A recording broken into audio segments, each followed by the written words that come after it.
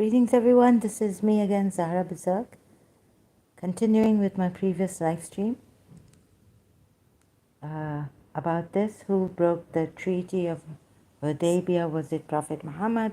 Since I could see not only there are discrepancies in the Quran ayats, but also there are these lopsided discrepancies and all in the Islamic history, right? So here I am seeing if this will come. Okay, now I'm online.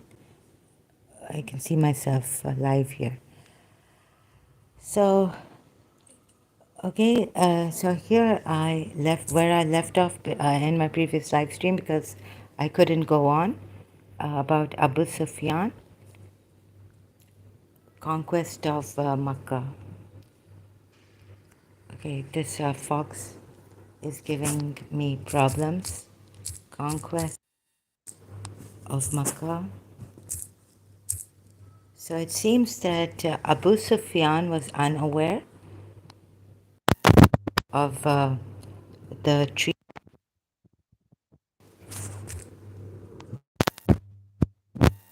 peace treaty between the Muslims and the polytheists, Meccan polytheists of that time. The leader was unaware, who was Abu Sufyan at that time, right? So he goes post to pillar asking, trying to give his side, but Muhammad refuses, thinking that he's a trickster, he's dishonest. Then I don't know why then we are told, like through the Sunni, all this Sunni side, that Abu Sufyan becomes a Muslim. Through the Shia side, we were just told that he was a hypocrite. He was still a polytheist, not a Muslim, but hypocritically embraced Islam. So how I've done this, coming to this part here of the conquest of Makkah. So the Banu Quza'a and the Banu Bakr started to fight. We are told the Quraysh side, the Banu Quza'a side attacked. I don't know where Abu Sufyan was, whether he was on a caravan, a journey, expedition. Sorry, no, just his his business travels, and but he comes to Medina, tries to talk to Prophet Muhammad, tries to even go to Abu Bakr. Where is it now? He goes to Abu Bakr, he goes to Ali.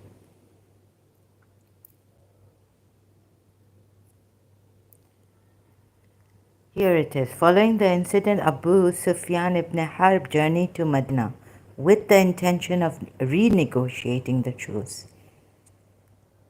So if the leader doesn't know about this, then there should have been no nullification of the treaty of Hudaybiya.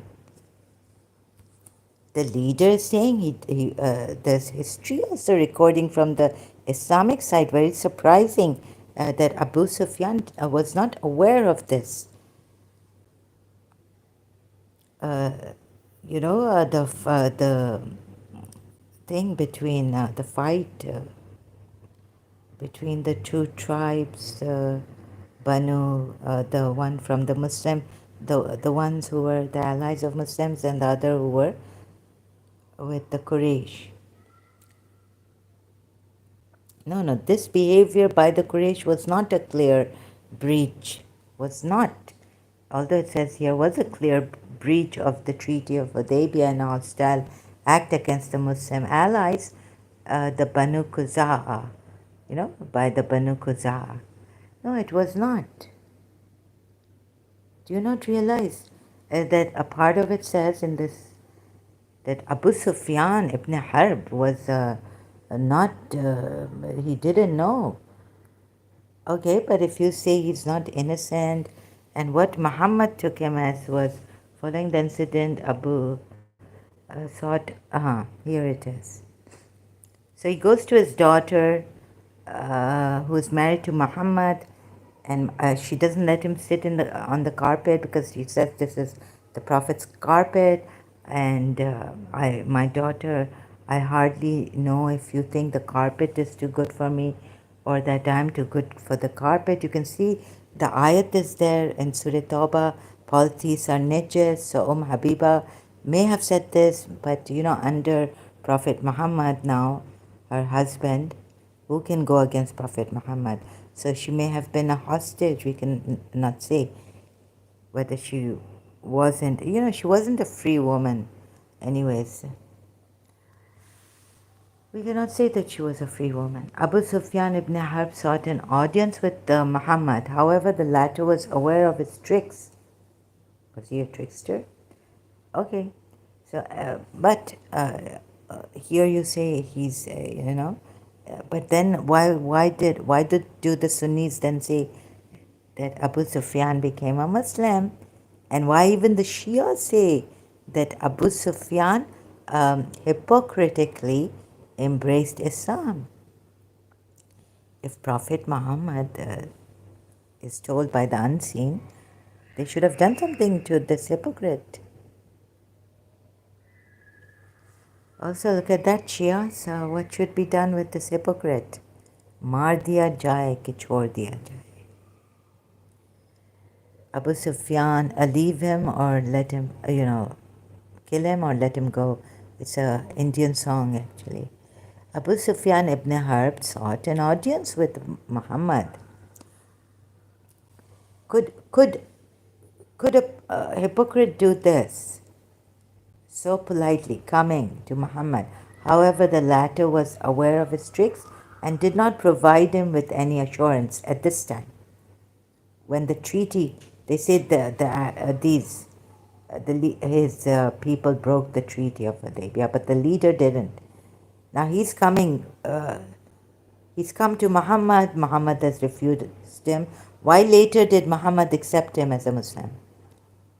And not even after the death of Muhammad, but in the conquest of Makkah, we'll be told here, it will be, I'm going to read out.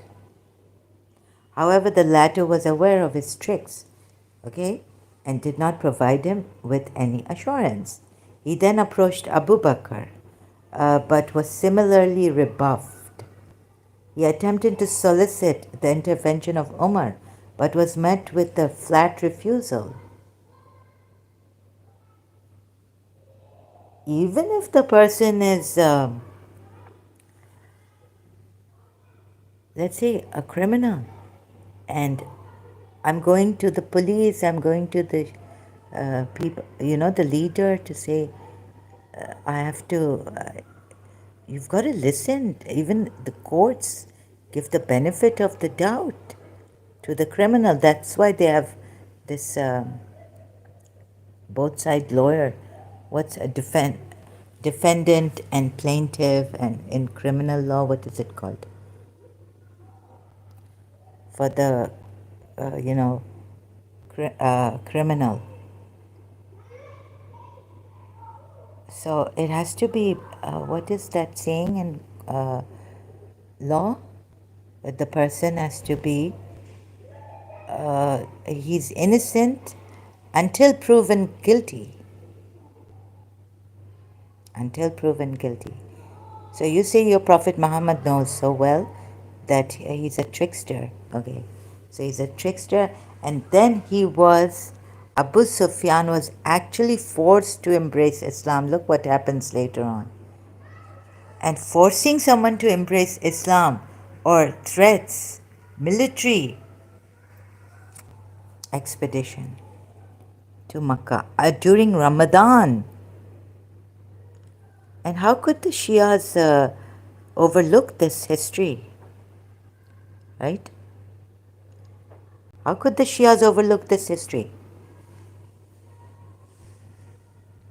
We were told they look at both sides and see what is this. They weigh both sides. He attempted to solicit the intervention of Umar, but was met with flat refusal. Finally, he turned to Ali ibn Abu Talib, pleading him in the humblest manner, written in this way, and subtly subtly hinting at the potential for domination over all Arabs if he were to intercede. Oh, so like we are told by the Shias that Abu Sufyan even later went to Ali ibn Abu Talib when he didn't have help and said, I will help him. I will help you in that way, subtly hinting at the potential for domination, like he'll give Ali domination over all the Arabs if he were to intercede for the renewal of the treaty. Right. However, Ali, it's going on your side here. However, Ali also expressed his inability to assist him against Abu Sufyan. Abu Sufyan ibn Harb returned to Makkah in a state of disappointment and despair. He reported his encounters with his daughter, Abu Bakr, Umar, and Ali, as well as Muhammad's lack of response to his pleas to the Quraysh. The Quraysh were disheartened but did not anticipate immediate danger. We don't know about that. Preparations for the conquest. Had Prophet Muhammad listened to Abu Sufyan, I think he wants to rule. Now, how he gets the upper hand here and how he gets an army here, the implementation of a news blackout, preparation for the conquest. Shias, you've missed this altogether and you put so much blame on the polytheists and leaders of disbelief. Okay. According to Al-Tabari, 3 days prior to receiving news of a breach of covenant, Muhammad instructed his wife Aisha to make preparations for a military campaign. Abu Bakr's, I have to close the window because there's children outside, all these obstacles I have. Sorry, you'll have to wait for a little while. This is how I am, I don't know if there's night or day or how to sit and when to lie. But having these obstacles here, children from daytime to afternoon to night, making such noises. Then we have the azan. At midnight also something starts here during Muharram. So 1 hour of Taraweeh. Oh, I have to close this window completely. No fresh air. Perhaps this is what they want, that I get suffocated. Okay? Now you see how the Shias have also missed. I am really shocked at you Shias, how you've missed this, right? If you Shias want to come and fight me here and say that I've been rude, why am I rude to Imam Hussein? First, have a look at this that your religious scholars have missed. Why have they missed Tabari? 3 days prior to receiving news of a breach of covenant, Muhammad instructed his wife Aisha to make preparations for a military campaign. What's in Shia about this military campaign? Abu Bakr, Aisha's father, expressing surprise at the preparations, asked her for an explanation, to which she replied that she was unaware of the reason. On the third day, Amr bin Salim al-Khuzai arrived in Medina with a group of 40 horsemen to inform Muhammad of the plight of his people and to seek assistance from Muslims for retaliation. The people of Medina soon learned that the Quraysh had breached the covenant. This news was later confirmed by the arrival of Budayl and Abu Sufyan ibn Harb. With the aim of ensuring a total news blackout regarding his military plans, Muhammad dispatched a small unit of 8 individuals, led by Abu Qatada bin Rabbi, towards the vicinity of Edam, close to Medina, with the intent of diverting the people's attention and obscuring the true objective of his focus. Who would do this? True person? No, no. There was so much fear everywhere that Hatib, a trusted follower of Muhammad, secretly sent a female messenger to Makkah with a letter that contained information of the intended attack by the Muslims. Muhammad is believed to have received news of Hatib's actions through revelation and sent Ali and al-Miqdad with instructions to catch up with the messenger. You know Miqdad? Shias know Miqdad, who was praising Ali and crucified on the trunk tree. They succeeded in overtaking her and discovered the letter that was carefully hidden in her hair. Muhammad summoned Hatib and asked him why he had done such an act. Hatib replied, "O Messenger of Allah, I have no blood ties with the Quraysh. There is only a kind of friendly relationship between them and myself." Remember Surah Tawbah ayat. You do not honor, respect ties. Okay, continuing what Hatib has replied. My family is in Makkah and there is no one to look after them or offer protection. My situation is different from that of the refugees whose families are secure due to their blood ties with Quraysh. I felt that since I am not related to them, I should, for the safety of my children, earn their gratitude by doing good to them. I swear by Allah that I have not done this act as an apostate forsaking Islam. I was prompted only by the considerations I have just explained. So, but they were taking care. The son was quite at peace, or her family in Makkah, son. Oh God. Umar, upon hearing of Hatib's actions, wanted to execute him. Is it her? This lady, right? We are told. Okay, messenger. Oh, I don't know. Okay, whatever it is. But let's see. Umar, upon hearing of Hatib's actions, wanted to execute him for being a hypocrite. But Muhammad accepted Hatib's explanation and granted him pardon. But wasn't there a woman who carried the news back out? Just let me see, there's some misunderstanding. There was so much fear everywhere that Hatib, a trusted follower of Muhammad, secretly sent a female messenger to Makkah with a letter that contained information of the intended attack by the Muslims. Okay, he only sent a letter through this lady. Thank God she was not killed, or maybe she was killed, I don't know. Oh, so Hatib is a he, yeah. Umar, upon hearing of Hatib's actions, wanted to execute him for being a hypocrite. But Muhammad accepted Hatib's explanation and granted him pardon. Like there would have been a sudden attack on the polytheists if Hatib had not sent this letter through a woman. Muhammad then addressed Umar, saying, Hatib is one of those who fought in the battle of Badr. What do you know, Umar? Perhaps Allah has looked at the people of Badr and said, do as you please, for I have forgiven you.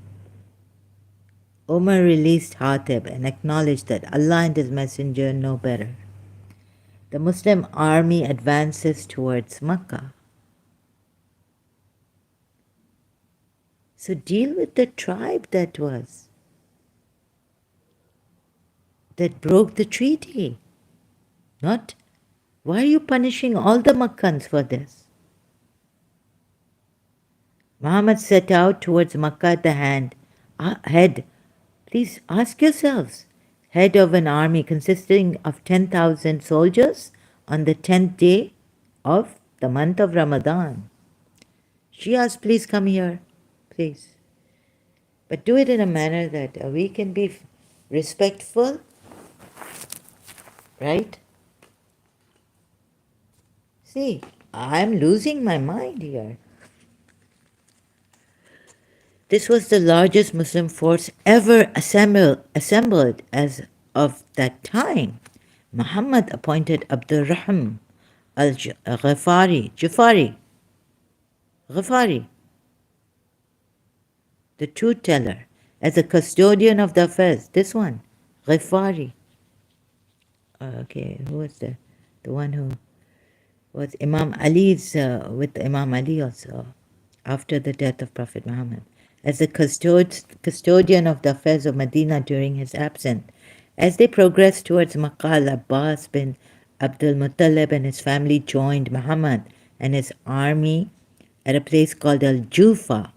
Upon reaching Al-Abwa, the Muslims encountered Abu Sufyan bin al-Harith, not to be confused with the previously mentioned Abu Sufyan ibn Harb, and Abdullah bin Umayyah, who were the cousins of Muhammad. However, due to their previous actions and negative attitude towards the Muslims, they were not received with open arms. Ali advised Abu Sufyan to seek forgiveness from Muhammad and confess. So this is about them, this other Abu Sufyan. Abu Sufyan then recited some verses of poetry in praise of Muhammad and professed Islam as his only religion. He said, "No blame will there be upon you today. Allah will forgive you, and He's the most merciful of the merciful." He recited Quran. Abu Sufyan followed his advice and approached Muhammad, who forgave Abu Sufyan and quoted from the Quran. Muhammad quoted from the Quran. The Muslims continued their journey towards Makkah while observing the fast until they reached a location called Al-Qadid, where they found water and broke their fast. They then continued to their march towards Mar al-Zahran. The Quraysh did not have knowledge of the developments. What do you say about this, Shias? This part of history, Islamic history. But Muhammad did not wish to. Okay, now, until now, they don't know. But now we're told that Muhammad did not wish to take them by surprise. He instructed his men to light fires, not wish to take them by surprise. Kill them wherever you find them. Wait in ambush for them. Surah Tawbah and from other surahs in the Quran. Such ayats.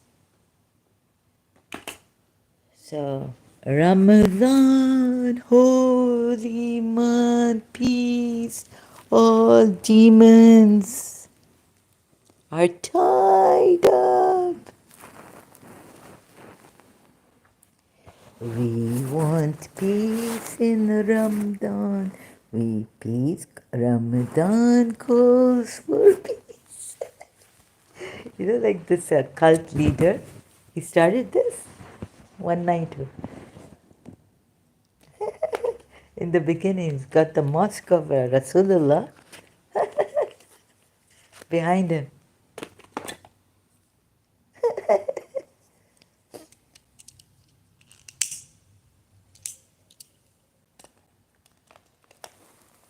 But Muhammad did not wish to take them by surprise. He instructed his men to light fires on all sides for cooking purposes.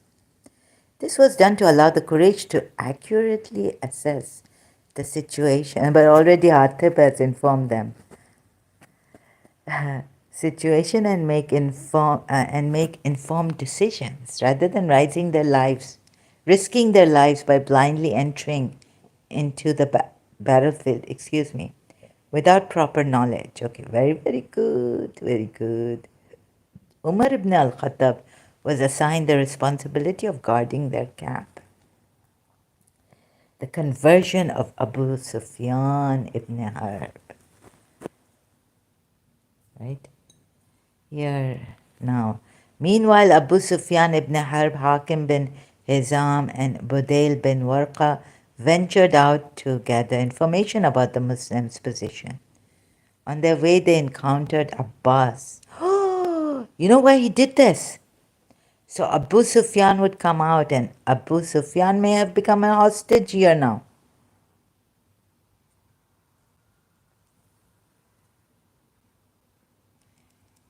You see, he didn't want to, I don't know why he didn't want to make Abu Sufyan a hostage at that time, and Abu Sufyan went to Medina to talk to him about the fight, what do you call that the two tribes had, right? Oh, my mind, it's blocked. So, God help me. On the way, they encountered Abbas ibn Abdul Muttalib, Muhammad's uncle, who provided them with information about the current situation and urged them to consider accepting Islam. Now urging them to accept Islam. Abu Sufyan, when he went about that attack, it wasn't, doesn't seem like a treaty, breaking of the Treaty of Hudaibiya. Urged them to consider accepting Islam and surrendering to Muhammad, warning that failure to do so would result in severe consequences. What a clever man Prophet Muhammad is.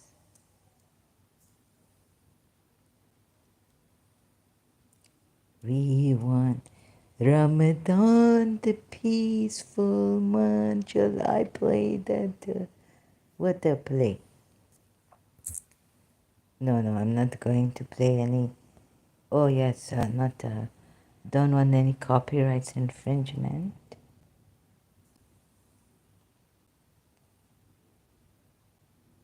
Muslims. Okay, either I prepare myself that you are,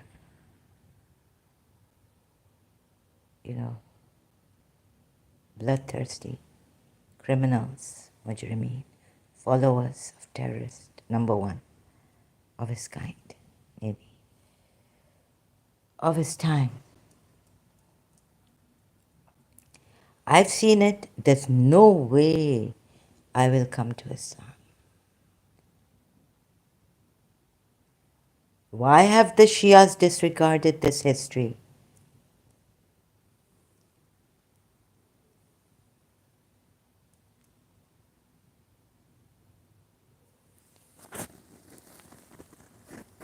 Faced with the dire circumstances, Abu Sufyan ibn Harb, dire.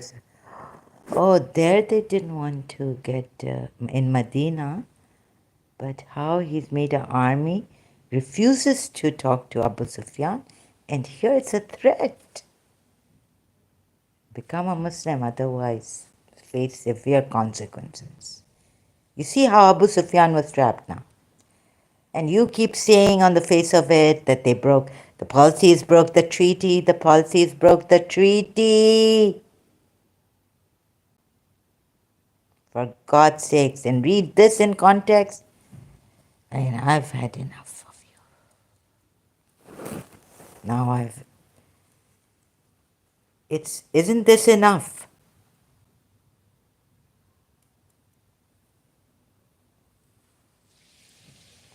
Oh, killers, followers of the killers of polytheists. You have no mercy.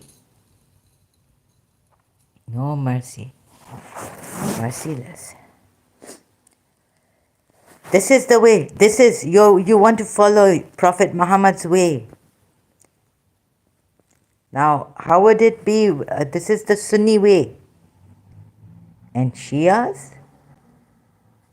How shall I get this? What do you say?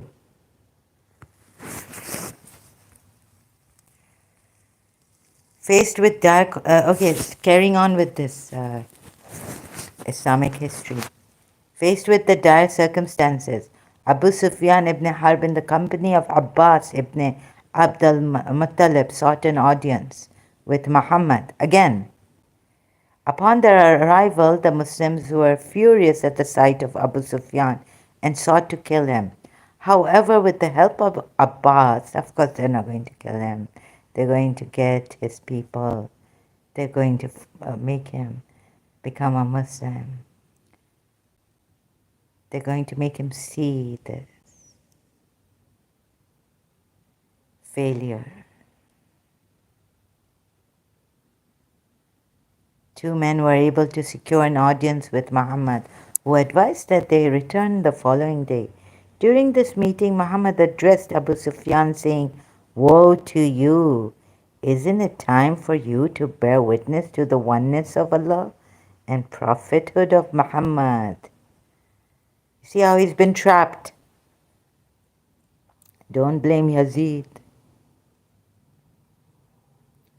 In response, Abu Sufyan, who was previously an arch enemy of Islam or arch enemy of Islam, begged for forgiveness. Down on my bended knees. Oh, I thought you were not supposed to forgive a hypocrite, and professed his wholehearted acceptance of the faith. So, Shias, how can Muhammad accept Abu Sufyan when later on you say no, that you say from the very beginning he didn't accept Islam wholeheartedly. Hypocrite. Even if you ask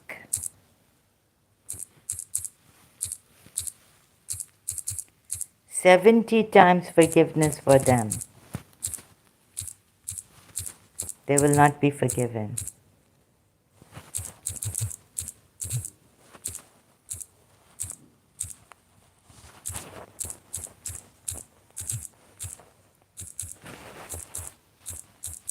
Huh? Surah Tawbah at 80. O Prophet, it will all be the same whether you beg forgiveness for such people or not. For Allah will not forgive them, even if you beg forgiveness for them 70 times. This is because they have no belief in Allah and His Messenger, and Allah does not show guidance to the wrongdoers. So how come Prophet Muhammad accepted Shias for you? I'm asking you. Accepted his hypocritical acceptance of Islam, Abu Sufyan's hypocritical acceptance? Ask forgiveness for them. Okay, and that is because they disbelieved in Allah and His Messenger, and Allah does not guide the defiantly disobedient people.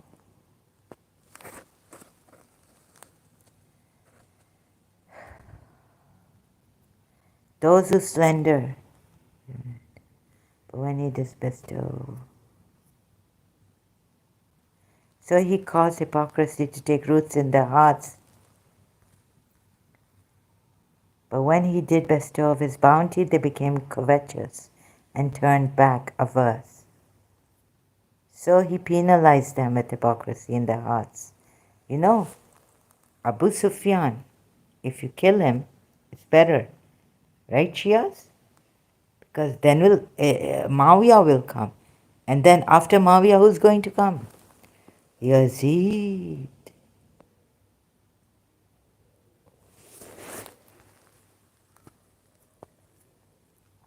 So the best thing was to kill Abu Sufyan. Ask forgiveness for them, O Muhammad, or do not ask forgiveness for them. If you should ask forgiveness for them 70 times, never will Allah forgive them. That is because they disbelieved in Allah and His Messenger, and Allah does not guide the divinely disobedient people. This is about the hypocrites. Those who remained behind rejoiced in the staying after the Messenger of Allah and disliked to strive with their wealth and their lives in the cause of Allah, and said, "Do not go forth in the heat. Say the fire of hell is more intense in heat," and if they would but understand. So let them laugh a little and then weep much as recompense for what they used to earn. Who's weeping much now for her saying, if Allah should return to you to a faction of them, and then they ask your permission to go out, and say, you will not go out with me ever, and you will never fight with me, an enemy. Indeed, you were satisfied with sitting at home. So this could be the Bedouins, about the Bedouins only. And do not pray over any of them who has died ever. Okay. Indeed, they disbelieved in Allah and His Messenger and died while they were defiantly disobedient.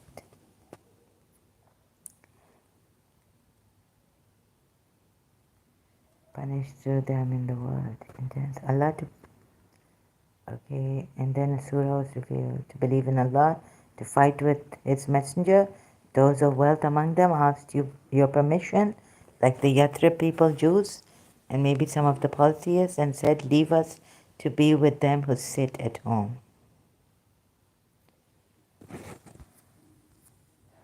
Defensive wars. Muhammad and Ali, they fought defensive wars. They were satisfied to be with those who stay behind, and their hearts were sealed over, so they do not understand. But the messenger of those who believe with him fought with their wealth and their lives. Those will have all that is good. It is those who are the successful. Allah has prepared for them gardens. Wait, what else is there?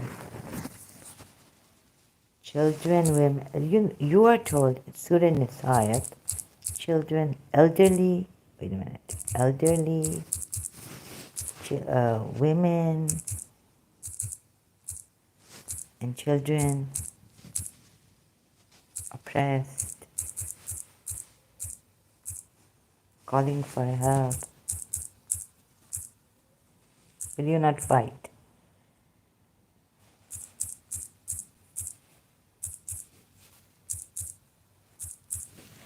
Here you're told this.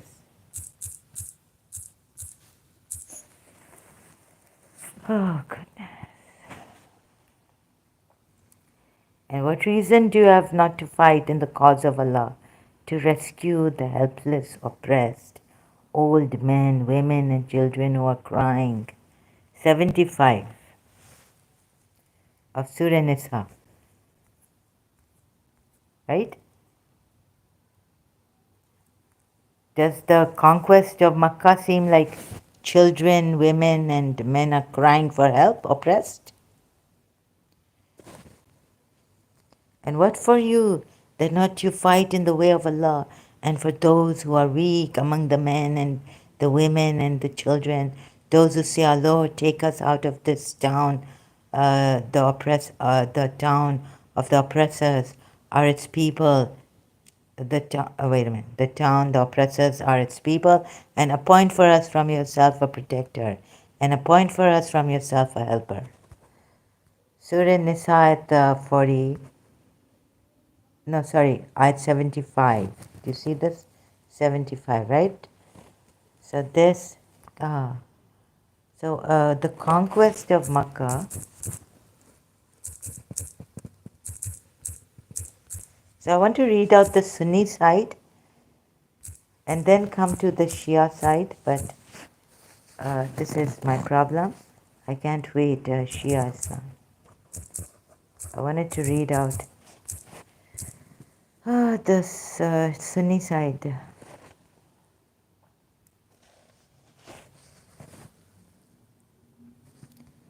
Conquest of Makkah. In the following years, chiefs of the polytheists of Quraysh, such as Abu Sufyan, became Muslim before Muslims entered Makkah. The Prophet called Al-Yawm Yawm al-Marhama, today is the day of mercy, and granted an amnesty for all.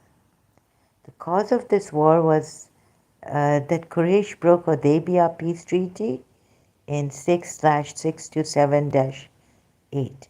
After the three great wars of Badr, Uhud, and Khandaq, finally Muslims and polytheists signed a peace treaty with polytheists in Hudaybiya.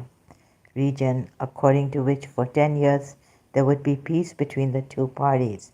However, after 2 years, Quraysh broke this treaty. Banu Quza'a tribe were allied with Muslims, and Banu Bakr tribe were allied with Quraysh. In a battle, a war occurred between the two tribes. Let me see the difference here. Some men from Quraysh killed some of the Banu Khuza'a, taking side with Banu Bakr. This meant to break Hudaibiya peace treaty. And no, this did not mean. And although, let's see, and although Abu Sufyan himself went to Medina for apologizing, his apology was not accepted. Here it doesn't say that Abu Sufyan didn't know about this that happened between these war that took place.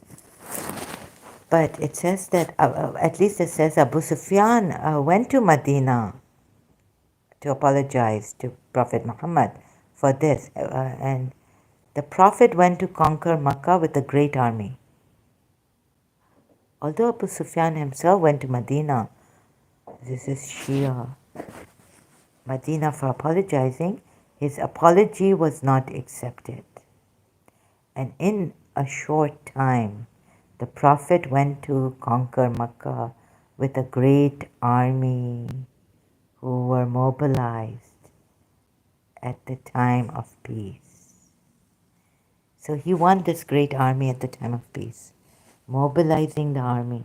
The Prophet sent a message to Bedouin Muslim Arabs that if someone believes in God and the Day of Judgment should come to Medina for the month of Ramadan.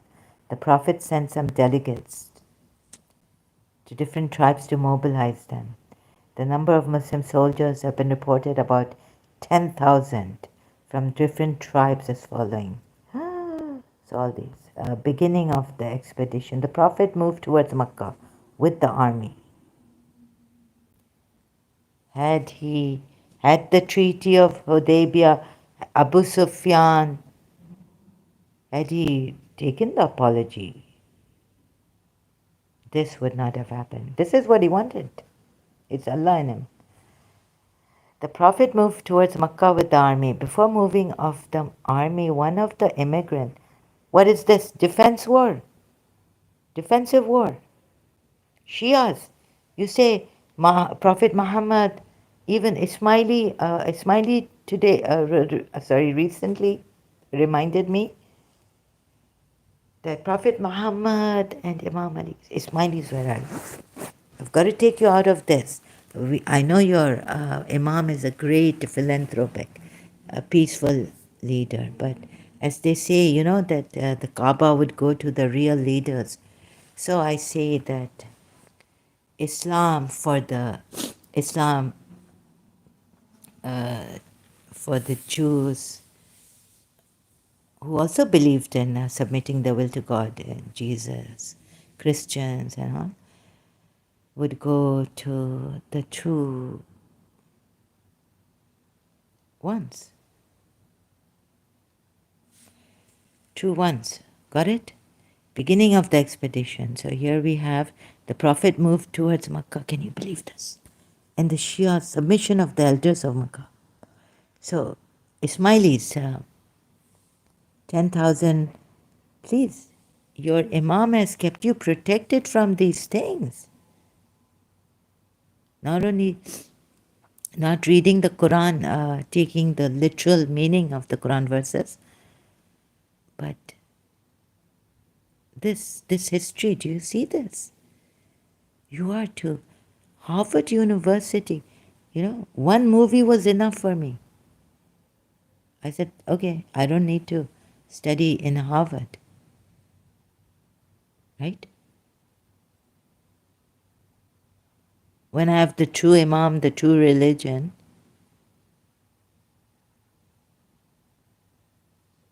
with honors, that movie with honors, the quote, 10,000 fire were lit up. Mar al-Zahran. Muslims arrived at Mar al-Zahran. The Prophet ordered to light up fire in different places. Oh, so he got them all, the others, fooled. 10,000 fire were lit up. Abu Sufyan, Hakim bin Hizam, and Budail bin Warqa, who had come to get information, were terrified when they saw the fire and thought that Hawazin tribe is about to attack them. When Abu Sufyan went closer, he saw the army of Muslims.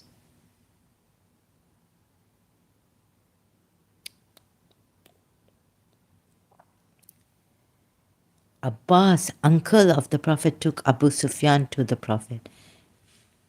I wonder, to accept Islam. Abbas told the Prophet, I have accepted their refuge and they want to come to your presence. The Prophet accepted. Now the Prophet is accepting, you see? With lots of power, military power. They've lit fires. Allah, ab to Shias are crying for Khaimon ko jala diya. You know who Yazid was? Grandson of Abu Sufyan. Maybe they've got him by the leash, dragging him. Now. What's that, Noha? छाने लगी शाम गरीबा हाय हाय कयामत का है समा. Fires lit up. Ooh, Shias, I've accepted their refuge. No Prophet accept. The Prophet asked them about some news and invited them to Islam and asked them to say La ilaha illallah. There is no God but one God. Admit that I am the messenger of God. Both of them said so, but after saying La ilaha illallah, Abu Sufyan, politics, Makkah, hostage, said, Oh Muhammad, I'm not happy with this, let it be for later. And he testified to the prophethood.